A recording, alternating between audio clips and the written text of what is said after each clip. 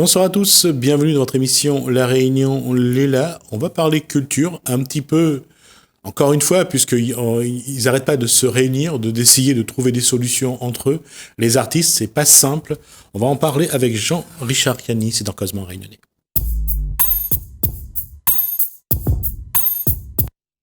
Jean-Richard Yanni, bonsoir. Bonsoir à toute la Réunion. Alors, quand je dis que ça commence à devenir de plus en plus difficile, c'est gentil de le dire comme ça. Vous êtes trop gentil encore. Non, ça devient grave parce que moi-même, m'y subis tout ça et comme je rencontre tous les acteurs culturels que je connais, on a demandé est-ce qu'il fait pas exprès pour tuer à nous, façon de parler, hein? Est-ce qu'il fait pas exprès pour contrôler à nous, pour diviser à nous? Et là, nous, tout y souffre, il est très très dur. Hein. Ça devient très dur, effectivement, que ce soit pour ceux qui restent enfermés. Et je parle pas des Gramounes qui, eux, des Gramounes qui sont déjà isolés, qui, eux, ne sortent pas. Je parle de ceux qui sont habitués de sortir, qui sont habitués d'aller prendre un verre, d'aller parler peinture, d'aller parler sculpture, d'aller faire un tour chez Jean-Richard Yanni, que ce soit à Saint-Pierre ou en métropole. Ça devient très dur j'allais dire, à ne pas vivre surtout. Ben, moralement, il est dur parce que moi-même, il prend mon expérience, m'a fait une expo il y a 15 jours à Cabarde-Saint-Leu. Il a dit à moi, au départ, tu peux faire un vernissage de 100 personnes. La préfecture a dit à moi non, 40. Après, il a dit à moi non, 10. Après, au dernier moment, lundi pour mardi, il a dit à moi, il annule, il fait pas l'expo. Et comme il téléphone à la DACOI pour voir quoi il fait, il a dit à moi non, il fait pas. Donc, moi, moralement, il ne pourrait pas une expo sur 2 ans. Et il dit à moi, il annule, il fait pas, sinon on aura des poursuites. Donc moi, il me dit comme il fait l'expo, la touche à moi parce que m'a pas gagné fait un vernissage. Et qu'on fait une expo pas un artiste ou fait pas un vernissage, c'est comme si qu'on fait une réception au cas où on invite pas personne. Et c'est tout ça, il mange de bonnes affaires. Donc psychologiquement, il est très dur et beaucoup d'artistes, ils passent par là.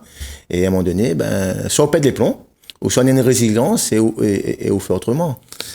Là, par exemple, sur ce que fait Charlie Lesquelin, par exemple, sur ses tableaux qu'il met parfois sur Facebook, de beaux tableaux également, on voit que vous êtes en train de vivre un petit peu entre vous, finalement. Juste vous. Ben c'est ça, ben il oblige à nous, comme dit vous-même, à rester entre nous, alors que là c'est un partage, là justement c'est union. Ben le fait que comme il fait un vernissage, c'est l'occasion justement pour rencontrer 200 personnes, et là nous discutons de tout, et sur 10 jours, ben nous rencontrons des centaines de personnes, et nous parlons culture, et là non. Donc on est obligé d'utiliser les réseaux sociaux, ben pour essayer de rester connecté avec les gens, et c'est pas évident, et là nous est obligé de publier, mais nous est obligé de réinventer à nous. Mais il n'est pas évident, parce que nous n'est pas habitués à ça, nous. Nous connaissons à La Réunion, nous, créoles, nous sommes habitués à causer avec du monde le dimanche, et nous sommes habitués à aller voir la famille, manger, boire, et là, il dit à nous non. Non, oui, ça c'est vrai. Et là, c'est encore plus... Bon, tout le monde ne respecte pas non plus cette règle, hein. Et c'est dommage parce que si ça déclenche des clusters, c'est pas une bonne chose. Là, il faut quand même respecter la loi, il faut respecter les règles. Quand on nous demande de ne pas faire des rassemblements de plus de 6 personnes, c'est pas parce qu'ils veulent... C'est vrai qu'ils veulent pas vous embêter. Et pour eux, ce sont des règles qui permettent de vous protéger. Ce sont des règles barrières. Mais c'est vrai, comme dit Jean-Richard Yanni, ça devient de plus en plus difficile à vivre. Ben, c'est difficile à vivre parce que nous n'est pas préparés à ça. Et surtout, et ça après, nous dit c'est le Covid, les vrais, la surprend tout le monde, hein. C'est-à-dire, c'est pas que dans la culture que nous souffrons, hein. C'est dans tous les domaines. Et les vrais... Juste pour voir, par exemple, lorsqu'on parle du travail, du télétravail, du travail à domicile, on n'arrête pas actuellement d'essayer de voir comment, surtout en métropole, pas ici à La Réunion, parce que La Réunion, on n'est pas confiné, c'est de voir comment on peut travailler chez soi, donc rester loin des personnes qui pourraient être atteintes du virus. Mais pour revenir à ce que je disais, Jean-Richard, c'est vrai que rester loin, rester toujours loin, c'est un petit peu mourir, quoi. Ben c'est mourir. Moi par exemple, j'ai l'habitude de voir ma fille en métropole, mais peut pas parce que les confinée, elle-même elle souffre parce que elle est enfermée. Elle fait des études à Tours. Et heureusement les réseaux sociaux nous causent, mais elle souffre. Parce qu'elle n'a pas personne là-bas, et fait qu'elle, là, elle est enfermée. Et moi, m'avait l'habitude de voyager, d'exposer dans le monde entier, de rencontrer des gens. Ben, le fait qu'on rencontre pas de monde là, ben, nous devient un peu comme, ne dit pas nous vient sauvage, hein, mais il prive à nous de cette liberté-là, parce qu'on est un virus, certes, il faut nous respecter tout, mais à un moment donné aussi, il faut nous trouver des solutions. Et ça, c'est l'État ou c'est le pouvoir public de trouver ces solutions-là. Mais enfermer les gens tels quels, priver nous de cette liberté-là, ben, à un moment donné, va faire de nous des révoltés ou des indignés par rapport au système. Ça sent à l'intérieur de nous que ça nous trouble beaucoup, ça crée des paradoxes. Ben, ça sent parce que comme on a deux poids, deux mesures, nous, quand on rencontre les gens, ils disent, moi, nous, ils défendent, nous fait ça, mais là-bas, il fait. Et, mais critique pas, hein, mais juge pas, mais c'est un constat. Ils disent, nous défendons, nous fait un mariage, mais dans un centre commercial, il y a 3000 personnes. C'est vrai. Qu'il fait. Moi, par exemple, il y a interdit, moi, fait un vernissage, mais que j'ai pas Miss Réunion, mais Miss Réunion, il fait, ou l'Artothèque fait un vernissage. Donc, nous, on a l'impression qu'il y a deux poids, deux mesures. De mesures. Moi, je me dis, si interdit tout le monde, mais pourquoi on interdit à moi, ou interdit à où? Mais on interdit pas d'autres. Donc, c'est ça, et ça crée des tensions, il crée la minosité entre nous. Et surtout, ça crée l'incompréhension, parce que on se demande pourquoi nous, on nous impose, pourquoi à d'autres, on leur donne la liberté de le faire. Et ça crée une injustice. Mais il crée une injustice, et c'est pour ça, les gens, à un moment donné, ils respectent plus. Ouais. Parce que, moi, dans mon quartier, les gens disent, ben, là-bas, ils laissent faire. Ah, ben, m'écoute pas, moi, si je dois faire mon affaire aussi. Parce que, ils créent cette division-là. Ben, après, le citoyen lambda, là, moi, m'y comprends, moi, hein. Le citoyen lambda, il est perdu, lui, et c'est ça le problème. Non seulement c'est une chose, c'est vrai qu'il y a des gens qui peuvent faire leur manifestation, d'autres pas, c'est une chose, mais il y a également une chose aussi que le gouvernement veut essayer de préserver, ce sont les fêtes de fin d'année, les fêtes de Noël. Et là, on dit qu'avec le reconfinement en métropole, il y a un ralentissement de la circulation du virus. Est-ce qu'il faut préserver les fêtes de Noël seulement, ou comment préserver les fêtes de Noël et aussi préserver d'autres, comme par exemple le vernissage. Ben voilà, c'est-à-dire les vrais nouveaux en métropole, ils diminuent. Hein, c'est un bon, comment ça, c'est une bonne nouvelle. Mais moi, je me dis, nous là suffisamment privé à nous depuis le mois de mars jusqu'à aujourd'hui de beaucoup de choses, hein, parce que beaucoup de choses ont été annulées. Et moi, ici encore, ils privent à nous encore d'une fête de Noël et d'un jour de l'an. Est-ce que la population, à un moment donné, il va accepter ça? Et est-ce que la population, psychologiquement, est encore en état de porter encore pendant de longs mois cette pression, ce confinement, ces règles barrières? Où on voit ça? C'est un point d'interrogation. Les mitigés, comme il vient dans mon quartier, les gens y arrivent à bout. Et comme ça, dans d'autres, à Saint-Denis, les gens disent, bon, il faut respecter, ou autre. Donc, les mitigés, mais dans l'ensemble, les gens y arrivent ils arrivent au bout, là. Si demain, le gouvernement, façon de parler, hein, il trouve pas vraiment des mesures appropriées à ça, il pense que ça va péter, quoi. Mais c'est pas le but. Mais la question est aussi une chose, c'est que si, tant que le vaccin n'est pas officiel et n'est pas distribué, les gens ne sont pas vaccinés, il faudra quand même essayer de se protéger. Comme dit Jean-Richard Riani, c'est qu'on a un enfant. On a des enfants en bas âge. Et puis, il y a les gramounes. Les gramounes les plus exposés.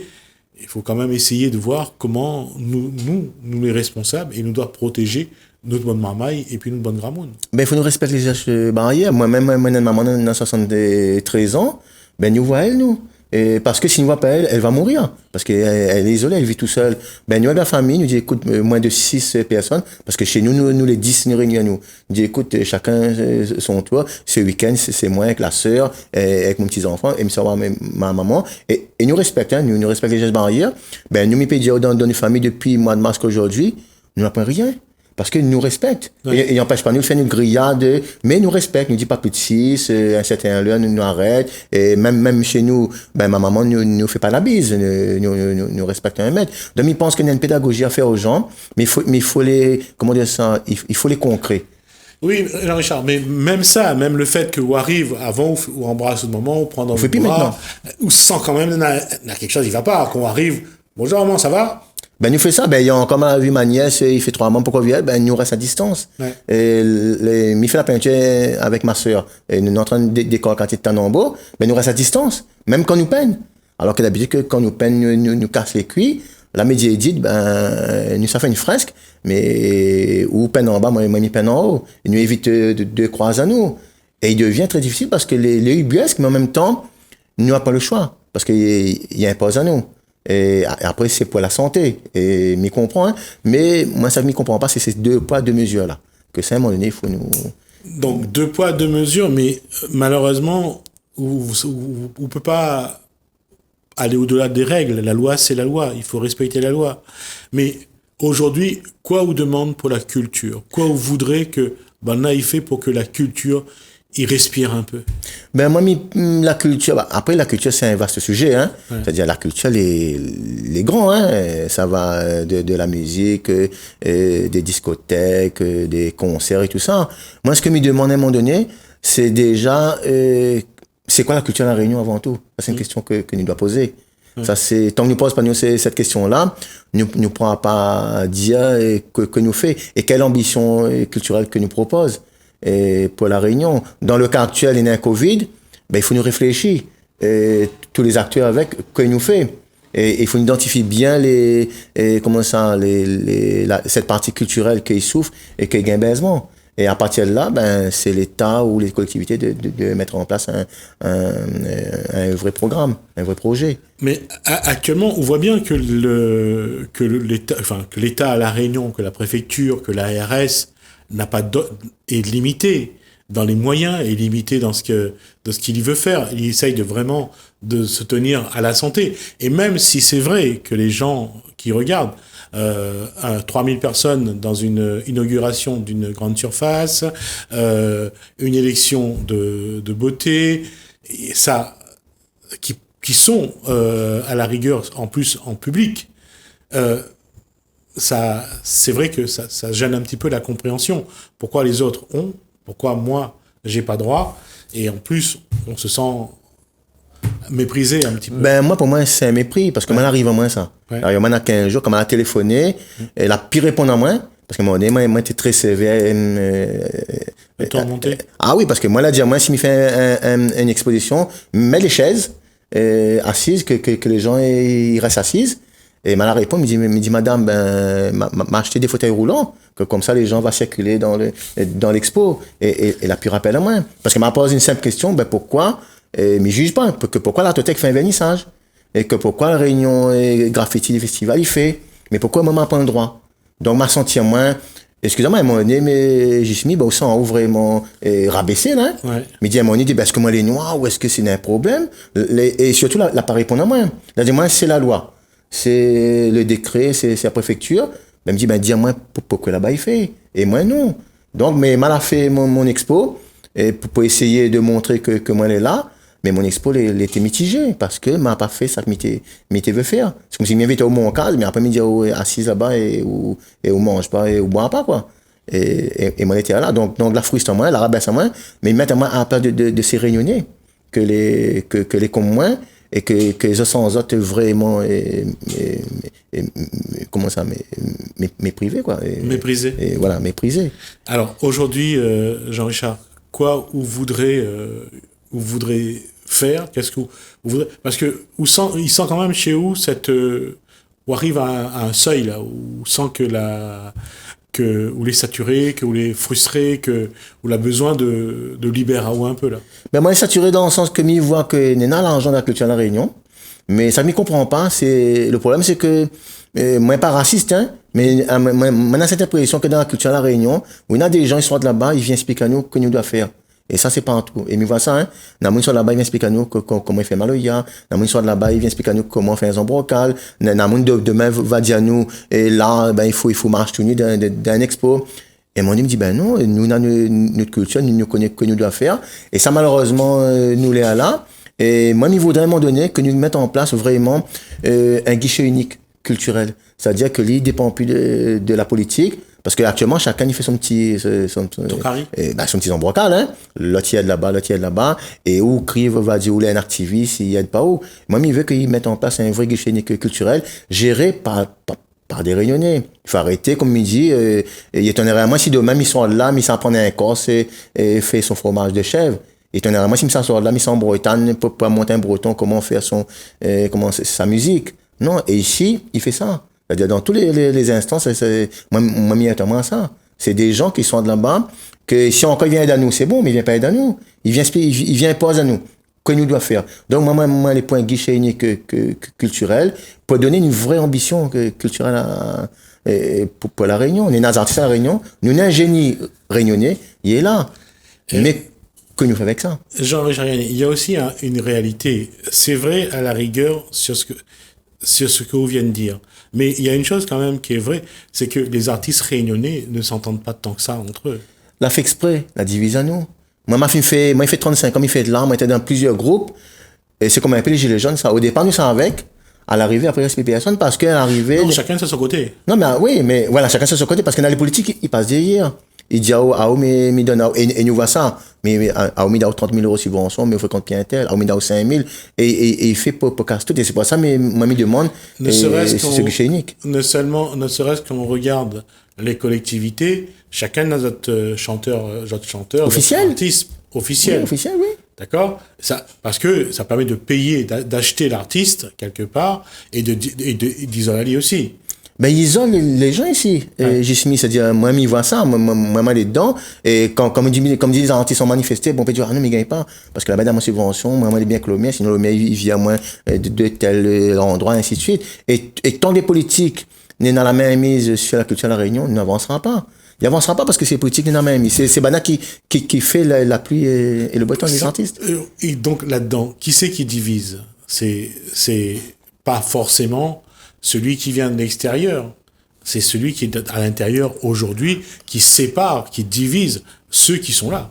Ben parce que en plus, dans les collectivités, m'a remarqué que beaucoup, les gens qui gèrent de la culture, c'est des gens qui ne connaissent pas la culture. Hein. Et maman l'a causé avec un élu à Saint-Pierre à l'époque. C'était un footballeur, mais la métier il a pour gérer la culture. Et il a dit que pas rien, mais la métier il a. Et il essaie fait. Et maman a dit oui, mais il a dit il est en formation. Ça prend la liste, c'est quoi le théâtre, et c'est quoi la musique. Et malheureusement, c'est pas dans tout le domaine, mais partout, il voit que souvent, parce que c'est un bon partisan, il met tout là. Et le monde qui est là, ben, il divise. Et pour diviser, qu'il fait, ben, il fait appel à du monde extérieur, et pour diviser à nous. Et moi, il voit ça. Et moi, il dit, les artistes à la Réunion, on n'a pas une solidarité. Dans 10 ans, nous allons refaire un débat. Hein. Mais ils sont encore là. Mais est-ce que là, avec l'urgence culturelle que Nana, est-ce que là, on pense que l'artiste réunionnais est prêt à être solidaire, à serrer les coudes, à dire allons faire un projet ensemble, allons bataille, pas contre ce que fait l'État, la préfecture, mais propose quelque chose et dire demain, quand ça sera fini, allons faire ensemble, allons bataille pour la Réunion. Il y a une fondation qui fait ça, qui commence à faire ça. Il appelle le CAMAT.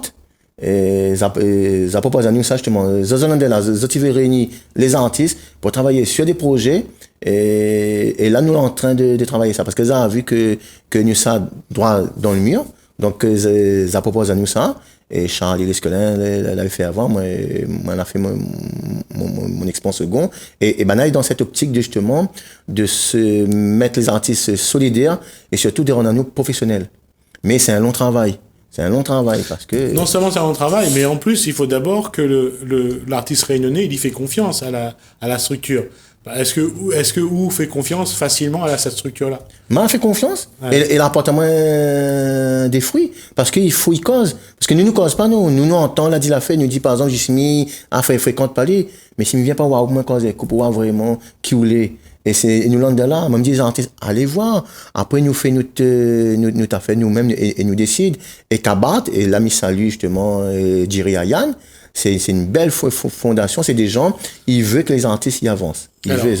Juste un mot sur Jiri Ayan parce que il a cette structure du portail qui permet de présenter aussi les artistes. J'ai eu l'occasion d'y aller pour Mehdi Gerville et effectivement, il faut remercier bien sûr le patron de Leclerc, puisque Pascal Tioquet a mis en place cette structure gérée par Jiri Ayan et c'est vrai que c'est un plus pour la culture réunionnaise et on connaît Jiri pour ce qu'il peut apporter à la culture réunionnaise. Ben c'est un plus, hein. Moi, on a fait confiance à ces gens-là. Bon, il fait 1 an qu'on travaille avec, qu'il parle à moi de ce projet.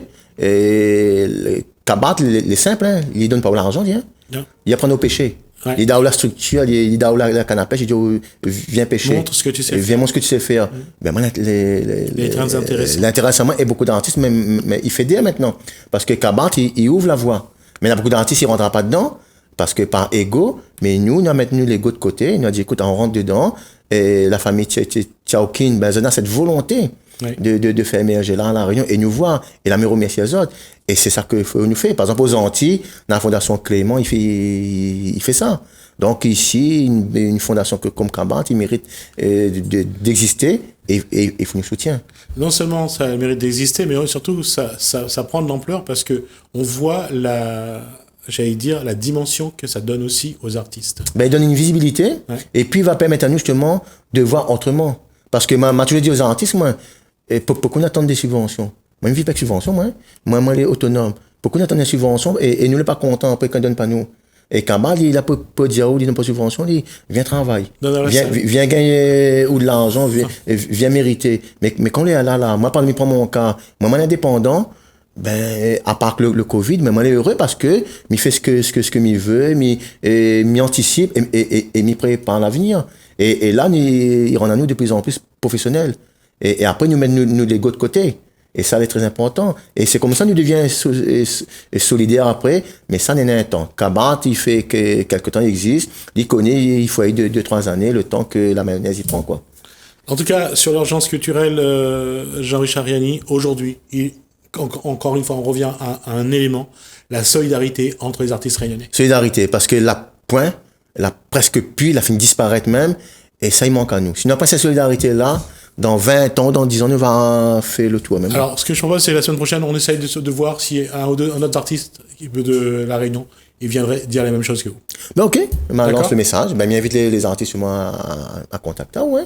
Et nous discuter de ça. Merci Jean-Richard Riani. On va nous passer à quelque chose d'autre, le temps de regarder quelques vidéos. On se retrouve juste après.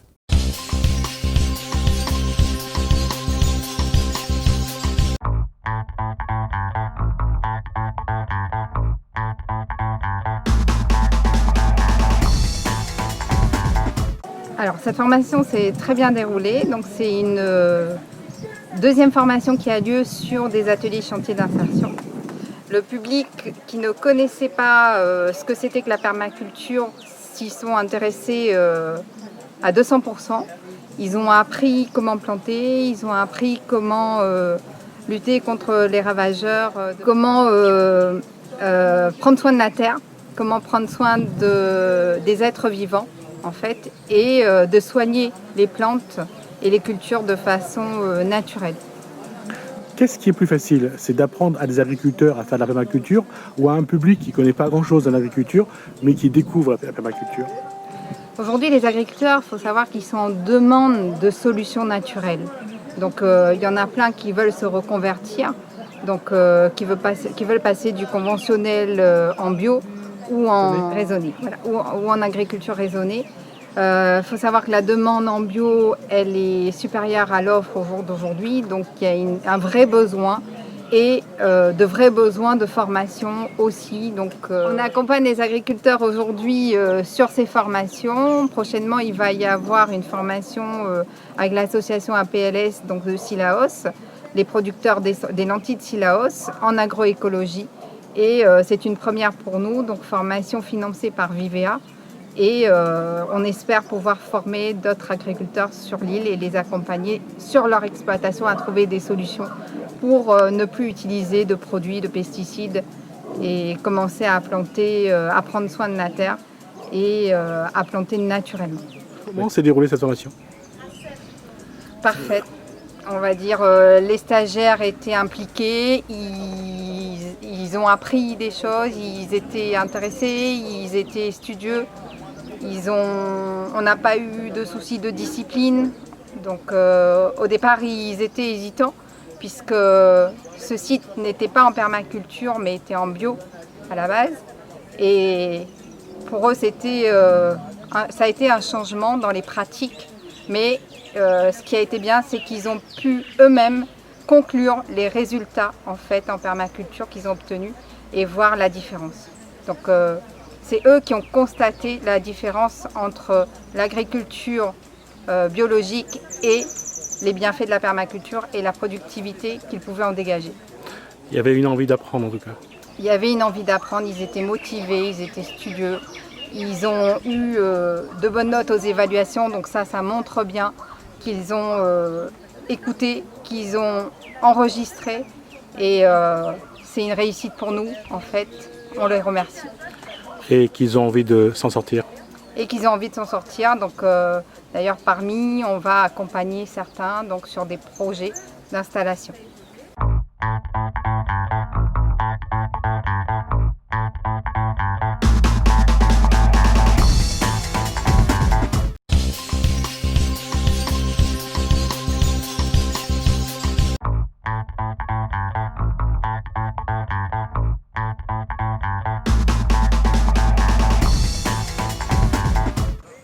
Dans ce cas précis, qu'est-ce qu'il faut apporter aux adultes pour d'abord leur donner envie et leur apporter quelque chose au niveau professionnel? Alors, il faut savoir que quand on intervient auprès des adultes, on est d'abord dans l'andragogie. C'est l'art et la science d'apprendre aux adultes. Alors, un adulte a d'abord besoin de quoi? D'écoute active, de l'empathie et surtout de la congruence et de la bienveillance. Parce qu'il faut savoir qu'un adulte, quand il vient dans une formation, il vient d'abord avec son expérience. Il est riche de son histoire et nous devons être capables de les aiguiller, mais surtout de les épauler et de les écouter activement. Qu'est-ce qu'ils doivent découvrir, apprendre et savoir pour, trouver une autre route professionnelle?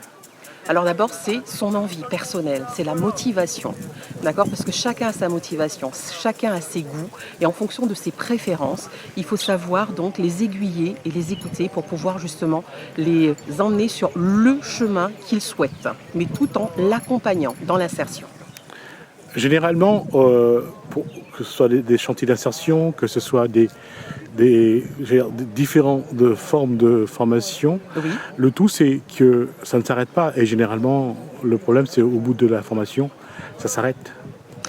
Alors il faut savoir qu'on peut se former tout au long de sa vie. Donc on a souvent l'impression qu'une formation s'arrête aujourd'hui, mais tout un chacun peut être libre et est libre de se former tout au long de sa vie. Après, tout dépend du secteur dans lequel vous souhaitez évoluer. Et c'est pour ça, et dans ce cadre-là, que notamment le CAP, le Club Animation Prévention, peut intervenir dans les chantiers d'insertion notamment. Quel est l'avantage d'être dans un chantier d'insertion? Aborde d'abord, tel qu'ici par exemple, la dame dont précédemment vous parliez de la permaculture, c'est renouer les liens que nous avons perdus, nous malheureusement humains, suite à trop d'industrialisation ou autre. Là, on revient à l'essentiel, on revient à la nature. Dame Nature, on sait pertinemment qu'elle a horreur du vide, donc respectons la nature et respectons aussi ce qu'elle nous offre. Et nous, du coup, nous sommes dans un échange, dans un partage avec la nature, on lui donne aussi en retour.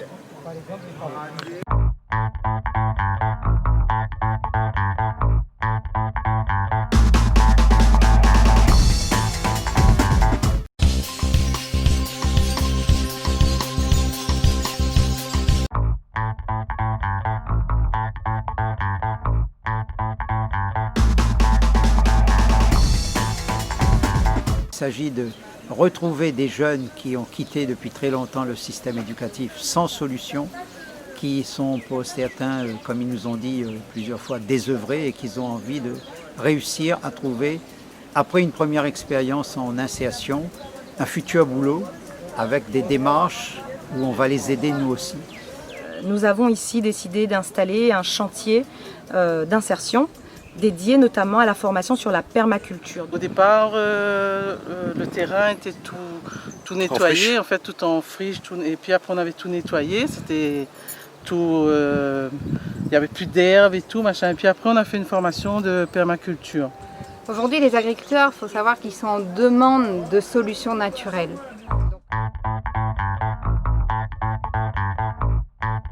Donc, comment faire en sorte que leur culture développe à travers les plantes qui existent déjà, que nous on dit ici herbes sauvages, quoi. Donc, et là ils ont eu l'expérience par rapport à ça et ils ont compris qu'en fin de compte, au lieu d'enlever toutes les herbes qui sont autour, donc il faut les laisser parce que c'est ça qui va permettre à leurs plantes de bien se développer et de ne pas être piquées par les bestioles. Ben, m'a cultivé, m'a fait mon jardin, ça à moi, ça à moi, ça à moi, ça aussi.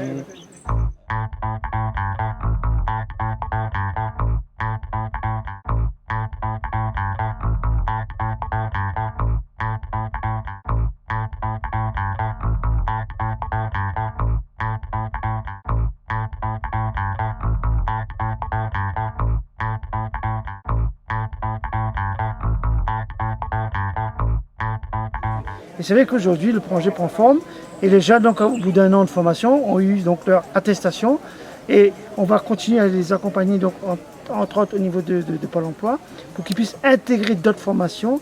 Et quand ça fait une année de bouffée d'oxygène ici, c'est une année pour un azote plus fort. Alors il faut savoir qu'on peut se former tout au long de sa vie. Bravo! L'installation. C'est vraiment l'intégration. Bravo! Geste de posture et tout. Merci. Regarde, bravo! Bravo, regarde l'appareil! Là-bas! Bravo monsieur en tout cas, merci pour la participation. Vraiment, merci. Ouais, allez, plus pas de cadeau, mec. Allez, photo! Photo! Allez, attends, Mathieu, à côté. Allez, magnifique, magnifique. allez. Comment, un petit cadeau là? C'est le petit ami. Allez, mets-toi, banane. Photo là. On est au camélite. Allez, applaudis. C'est bon. Super, merci encore. Allez, applaudis, ouais. Salut, photo au milieu. Ah, au milieu là, c'est. Et pas tout le monde, c'est pas normal. Allez, bon. Ça, Il va pas de bouche là, je vais te marquer. souris avec les yeux là. Arrêtez-moi, caouté, on mérite tout le jour. Ah, là, impeccable. Merci. Bravo.